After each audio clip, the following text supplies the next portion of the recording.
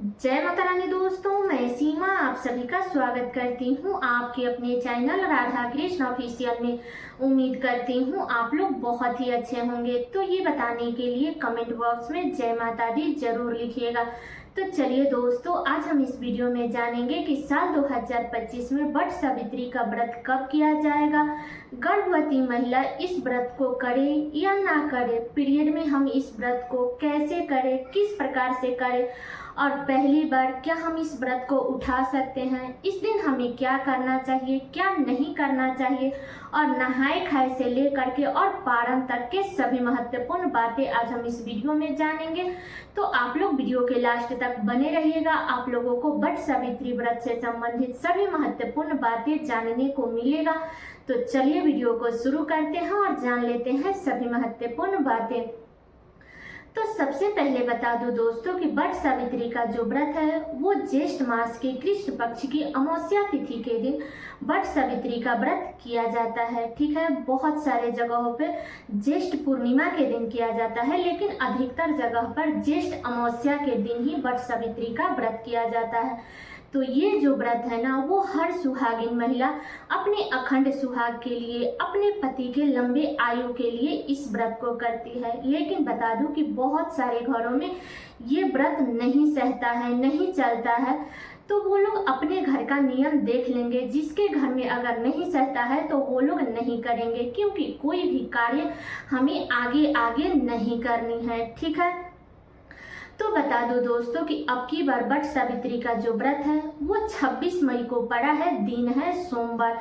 और बता दूं कि जब भी अमावस्या तिथि सोमवार के दिन पड़ती है तो उस दिन सोमवती अमावस्या का भी व्रत किया जाता है।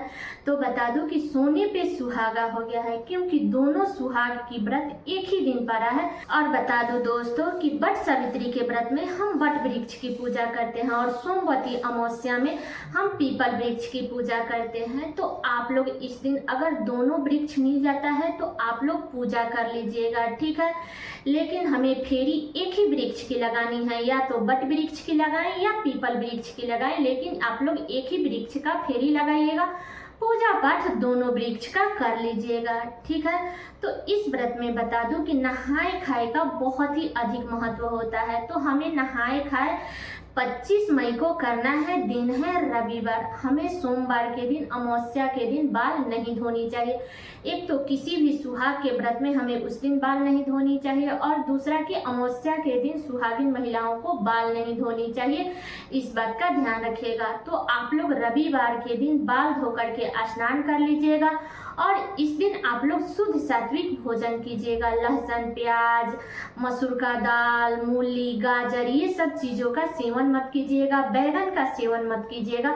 शुद्ध सात्विक भोजन कीजिएगा। और मांस मछली के बारे में तो बताना ही नहीं है, क्योंकि सभी बहनों को पता ही है। तो इन्हीं सभी चीज़ों का हमें सेवन नहीं करना है। शुद्ध सात्विक बिना लहसुन प्याज का हमें भोजन बना करके करनी है। ठीक है, तो यही सब कार्य हमें नहाए खाए के दिन करनी है। और बता दूं कि वट सावित्री के व्रत में हमें काले चना एक दिन पहले ही भिंगा करके रात में रख देनी चाहिए, क्योंकि उसी से फेरी लगाया जाता है। और काले चने का इस व्रत में बहुत ही अधिक महत्व होता है। तो इसलिए आप लोग चना भिंगा लीजिएगा, और जो भी सामग्री है, श्रृंगार की सामग्री, पूजा पाठ की सामग्री, वो सारी चीज़ें आप लोग एक दिन पहले ही संभाल करके रख लीजिएगा। जो कुछ भी वहाँ दान करना है, या जो कुछ भी आप अपने लिए चढ़ाना चाहती है, पति के लिए भी आप लोग कुछ ना कुछ जरूर चढ़ा दीजिएगा। बनियान चढ़ाइए, रुमाल चढ़ाइए, शॉर्ट पैंट का कपड़ा चढ़ाइए, जो भी आप चढ़ाना चाहती है। आप अपने लिए श्रृंगार का तो सामान चढ़ाइएगा ही, लेकिन आप अपने पति के लिए भी जरूर चढ़ा दीजिएगा। ठीक है, तो ये सारी सामग्री हमें एक दिन पहले ही, थाली तो बड़ा लेना पड़ेगा, तो आप लोग एक मतलब कि जो भी थैला आता है ना, उसी में आप लोग पैक कर लीजिएगा। बस हमें ऐपन व्रत के दिन बनानी है, क्योंकि ऐपन हमें एक दिन पहले नहीं बना करके रखनी चाहिए, क्योंकि वो बासी हो जाता है, और बासी चीज़ों से पूजा पाठ नहीं किया जाता है। तो इस बात का ध्यान रखिएगा। ठीक है, और पीपल वृक्ष की फेरी लगाने के लिए हमें कच्चा सूत चाहिए, या आप चाहे तो धागे से भी लगा सकती हैं। ठीक है, बता दूं कि वट सावित्री के व्रत में जैसे सोमवती अमावस्या में 108 बार फेरी लगाना अनिवार्य है, इससे कम हम फेरी नहीं लगा सकते हैं। ठीक उसी प्रकार से वट सावित्री के व्रत में भी 108 बार फेरी लगाया जाता है, लेकिन इसमें उतना नियम नहीं है कि 108 बार ही फेरी लगानी है। आप 11 बार, 21 बार, 51 बार, 108 बार, जितना आपका सामर्थ्य हो उतना आप लोग फेरी लगा सकते हैं। ठीक है, व्रत के दिन सबसे पहले सुबह में जल्दी उठना चाहिए, क्योंकि एक तो हम सुबह में जल्दी उठेंगे तो जितना सुबह हम पूजा पाठ कर लेंगे उतना ही सुबह हम अपना चाय पानी फलाहार वगैरह सारे कार्य कर सकते हैं। जितना लेट होगा उतना ही, अभी तो गर्मी का मौसम भी चल रहा है तो प्यास तो बहुत अधिक लगता है, और नियम यही है कि जब तक हम फेरी नहीं लगा लेते हैं तब तक हमें मुख में कुछ भी नहीं डालना चाहिए। इसलिए आप लोग 26 मई को सुबह में जल्दी उठ जाइएगा, अपने नित्य कर्मों से निर्मित होकर के स्नान कर लीजिएगा। और बता दूं कि आप लोग दातुन से मुख धोइएगा, ब्रश से ब्रश मत कीजिएगा, जूठा ब्रश से, या आप नया ब्रश से भी ब्रश कर सकते हैं। ठीक है, लेकिन कोशिश कीजिएगा अगर दातुन मिल जाता है तब तो सबसे अच्छी बात है।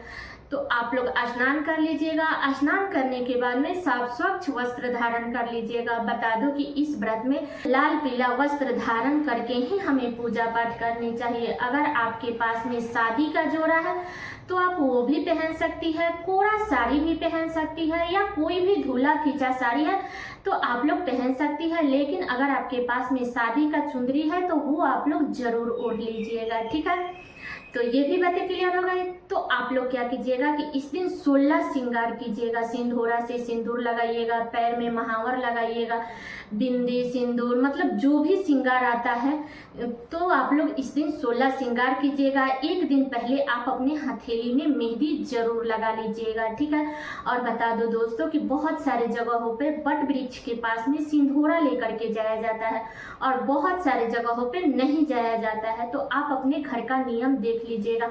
हमारे यहाँ वट वृक्ष के पास में, पीपल वृक्ष के पास में सिंदूरा लेकर के हम लोग नहीं जाते हैं। ठीक है, तो अगर आपके यहाँ ले करके जाते हैं तो आप लोग जरूर जाइएगा, नहीं जाते हैं तो आप घर से ही मांग में सिंदूर सिंदूरा से भर लीजिएगा। ठीक है, तो आप लोग इस दिन अच्छे से सज सवर करके तब आप अपने घर में पूजा कर लीजिएगा। इसके बाद आप जा करके वट वृक्ष की पूजा कीजिएगा, तो वहाँ आप लोग फेरी लगाइएगा। तो बता दो कि इस व्रत में जैसे हम सोमवती अमावस्या के व्रत में 108 बार फेरी लगाते हैं ना, ठीक उसी प्रकार से वट सावित्री के व्रत में भी हम 108 बार फेरी लगाते हैं। लेकिन इसमें 108 बार का कोई नियम नहीं है। अगर आपको मतलब उतना सामर्थ्य नहीं है घूमने का तो आप लोग 11 बार, 21 बार, 51 बार, इतना बार भी आप लोग फेरी लगा सकते हैं। काला चांदी से फेरी लगाया जाता है, कच्चा सूत से फेरी लगाया जाता है। और एक बात और बता दूं कि इस व्रत में हमें रुई से परहेज करनी चाहिए। ना तो रुई के बिस्तर पे सोना चाहिए, ना ही रुई का बाती का हमें दीपक जलानी चाहिए। इस बात का ध्यान रखिएगा। ठीक है, और आप लोग आईपन लेकर के जाइएगा और आईपन से हमें सावित्री माता का जो भी चित्र होता है वो हमें बनानी है और उसी में सिंदूर लगा करके हमें अपने मांग में लगानी है। बहुत सारे लोग बोलते हैं कि हम आईपन लेकर के नहीं जाएंगे तो नहीं चलेगा, तो देखिए आईपन लेकर जरूर जाइएगा। ठीक है, तो ये भी बातें क्लियर हो गई। और बता दो दोस्तों कि अब की बार अमावस्या तिथि 26 मई को दोपहर में 12:11 से शुरू हो रही है। ठीक है, तो इसलिए हमें वट सावित्री का जो व्रत है वो 26 मई को करना है। अब बहुत सारे लोग बोलेंगे कि अमावस्या तिथि जब शुरू होगी तब हम व्रत करेंगे, तो बता दूं कि आप अपने यहाँ का नियम देख लीजिएगा। लेकिन व्रत त्योहार में ब्रह्म मुहूर्त से कोई भी अधिक सर्वश्रेष्ठ मुहूर्त नहीं होता है। इस दिन तो सारे दिन ही पूजा पाठ किया जाता है। तो जिसके यहाँ मतलब कि अमावस्या तिथि शुरू होगा तब वो लोग फेरी लगाएंगे, तो आप अपना देख लीजिएगा, या आप चाहे तो ब्रह्म मुहूर्त में भी फेरी लगा सकते हैं।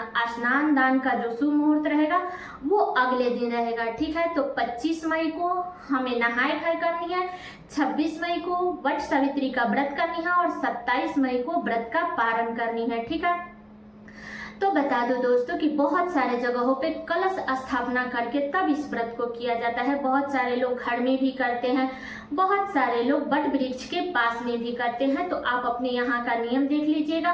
हमारे यहाँ कलश स्थापना नहीं किया जाता है। तो बता दो दोस्तों कि बहुत सारे लोग गौरी गणेश बना करके भी पूजा करते हैं, लेकिन हम लोग ऐसा नहीं करते हैं। हम लोग बस सावित्री माता और सत्यवान भगवान का मतलब कि जो भी फिगर होता है वो बना करके और हम लोग पूजा पाठ करते हैं। हम लोग कलश स्थापना नहीं करते हैं। बता दूं कि जो लोग भी कलश स्थापना करेंगे, अगर पेड़ के पास में कर रही हैं तो आपको तुरंत कलश नहीं उठाना है, ठीक है। आपको वहाँ कम से कम पूजा पाठ करने के बाद कम से कम 1-1.5 घंटा वहाँ पे बैठिएगा, इसके बाद ही कलश मतलब कि उठाइएगा।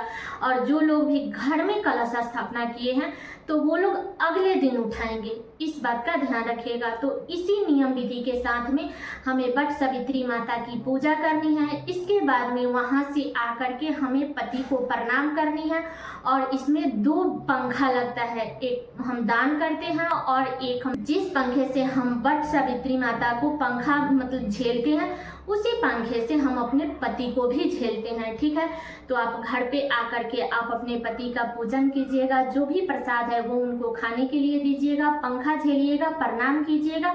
इसके बाद ही आप अपने मुख में कुछ भी डालिएगा। तो बता दूं कि इस व्रत को कई प्रकार से किया जाता है। कितने लोग फेरी लगा करके आते हैं और अपना शुद्ध सात्विक भोजन करते हैं, कितने लोग फेरी लगाने के बाद इस व्रत को निर्जल और निराहार करते हैं, कितने लोग फलाहार करके करते हैं और कितने लोग नमक का सेवन कर लेते हैं, कितने लोग मीठा भोजन करते हैं। तो आप अपना देख लीजिएगा, मतलब कि जिस हिसाब से आप रखना चाहती है उस हिसाब से आप लोग रख सकती हैं इस व्रत को, ठीक है। तो ये सारी बातें क्लियर हो गई। अब चलिए जान लेते हैं कि क्या हम पहली बार इस व्रत को उठा सकते हैं। तो जी बिल्कुल उठा सकते हैं। जो लोग भी अब की बार वट सावित्री का व्रत उठाना चाहते हैं तो वो लोग उठा सकते हैं। और गर्भवती महिला इस व्रत को मतलब कि आप लोग फास्ट रख लीजिएगा, लेकिन आप लोग वट वृक्ष की फेरी मत लगाइएगा। पूजा पाठ सारे कार्य कीजिएगा लेकिन फेरी मत लगाइएगा, इस बात का ध्यान रखिएगा। और जो लोग भी मान लीजिए जिसका भी पीरियड उस दिन आ जाता है तो वो लोग अपना श्रृंगार कर लेंगे, लेकिन वो लोग पूजा पाठ भी नहीं करेंगे और फेरी भी नहीं लगाएंगे, ठीक है। और बता दो दोस्तों कि इस व्रत में कथा का बहुत ही अधिक महत्व होता है। तो वट वृक्ष के पास में भी बहुत सारे लोग कथा कहते हैं, तो आप लोग वहाँ पे भी सुन सकते हैं, या आप अपने घर पे आके आप अपने पति से भी सुन सकते हैं, या खुद भी पढ़ सकते हैं, या फोन से सुन सकते हैं। लेकिन इस दिन आप लोग कथा जरूर सुनिएगा, इस बात का ध्यान रखिएगा, ठीक है। और बता दो दोस्तों कि अगर आपके पास में शादी का चुनरी है तो वो जरूर ओढ़ लीजिएगा। और टीका जो कि सुहाग की सबसे बड़ी निशानी है, तो आप लोग टीका जरूर पहनिएगा। अगर सोना वाला है तो सोने का पहन लीजिए, या किसी भी प्रकार का आप लोग टीका रखे हैं तो वो लोग आप लोग जरूर पहन लीजिएगा, तो वो आप लोग जरूर पहन लीजिएगा, ठीक है। मंगलसूत्र और बिछुआ, क्योंकि बहुत सारे लोग हैं जो बिछुआ नहीं पहनते हैं, तो सुहाग के व्रत में हमें बिछुआ जरूर पहननी चाहिए, तो आप लोग पहन लीजिएगा, ठीक है। और बता दो दोस्तों कि इस व्रत में आप लोग सुहाग की सामान वट वृक्ष के पास में जरूर चढ़ाइएगा। आप चाहे तो 2-2 भी चढ़ा सकती हैं, क्योंकि सुहाग की सामान का दान करना बहुत ही अधिक श्रेष्ठ होता है। तो इसलिए आप लोग चाहे तो एक अपने लिए चढ़ा लीजिएगा और एक वहीं कहीं पंडित ब्राह्मण है तो उसे भी वहाँ पे दे दीजिएगा, या घर पे भी आकर के कहीं आसपास में मंदिर है या सुहागिन महिला है तो उसे भी आप लोग दे सकते हैं। लेकिन इस व्रत में आप लोग सुहाग के सामान चढ़ाइएगा भी और सुहाग के सामान का दान भी कीजिएगा। और दोस्तों आप लोगों से एक छोटा सा रिक्वेस्ट है कि अगर आप लोग चैनल पे नए आए हैं तो चैनल को सब्सक्राइब और वीडियो को लाइक जरूर कर दीजिएगा। तो आप देख लीजिएगा आपके यहाँ जिस नियम विधि के साथ में इस व्रत को रखा जाता है उसी नियम विधि के साथ में रखिएगा। कोई भी हमें नया कार्य खुद से शुरुआत नहीं करनी चाहिए। जो भी हमारे घर की परंपरा है, जो चलते आ रहा है, वही कार्य हमें करनी चाहिए। किसी की देखा देखी, किसी के सुने हुए बातों पर हमें विश्वास नहीं करने चाहिए। हमें अपने घर का नियम देखनी चाहिए। जिनके घर में नहीं सहता है वो लोग नहीं करेंगे। बहुत सारे घरों में कोई किया ही नहीं रहता है तो उन लोगों का भी मन रहता है कि हम भी करें।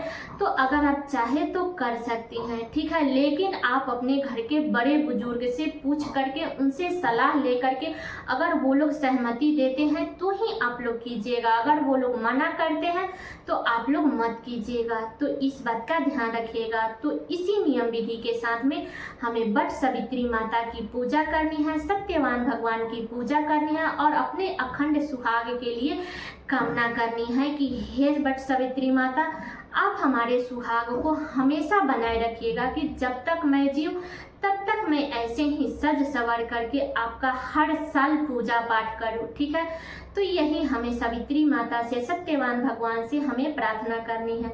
तो सारी बातें क्लियर हो गई। उम्मीद करती हूँ कि आप लोगों के लिए वीडियो बहुत ही उपयोगी होगा। तो ये वीडियो मेरा यहीं तक का था। कैसा लगा ये वीडियो आप लोग कमेंट करके जरूर बताइएगा। चैनल पे नए आए हैं तो सब्सक्राइब कर दीजिएगा, वीडियो को लाइक कर दीजिएगा और वीडियो को शेयर कर दीजिएगा ताकि हर किसी को वट सावित्री व्रत से संबंधित सभी महत्वपूर्ण बातें जानने को मिल सके। तो चलिए दोस्तों, मिलती हूँ अगले वीडियो में किसी नए वीडियो के साथ में। तब तक के लिए नमस्कार।